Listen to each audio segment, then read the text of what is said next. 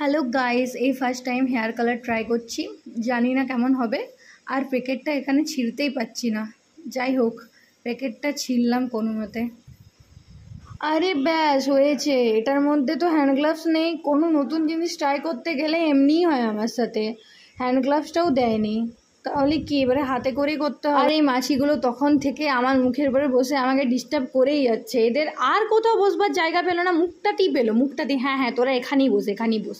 এটা ভালো করে মেশাতেই টাইম চলে যাবে, যতক্ষণ না কালারটা ভালো করে বেরিয়ে আসে ততক্ষণ পর্যন্ত। যাই হোক, কালারটা ঠিকঠাকভাবে মেশানো হয়ে গেছে। তারপর আমি ব্রাশ নিয়ে লাগাতে শুরু করে দিলাম, যেহেতু হ্যান্ড গ্লাভস দেয়নি আর কি করা যাবে, ব্রাশেই লাগাতে হবে। অলরেডি ডান গাইস, জানি না কীরকম কী কালার হবে। আমি একটু পোজ দিতে শুরু করে দিয়েছি। আর হাতগুলোর অবস্থা দেখতে পাচ্ছ, হাতগুলো গেল আমার আজকে। কালারটা হবে কি হবে না ভগবান জানে, ঠিকভাবে হবে কি হবে না কে জানে। কালারটা হবে আদৌ? এই ফার্স্ট টাইম আমি ট্রাই করছি, জীবনেও কোনোদিনও হেয়ার কালার ট্রাই করিনি। হেয়ার কালার করেছি আর একটু ঢং না করলে হয়? হাতের অবস্থাগুলো আমার সব থেকে বেশি খারাপ হয়ে গেছে, হাতটা কালার হয়ে গেছে, জানি না চুলটা কালার হবে কি না।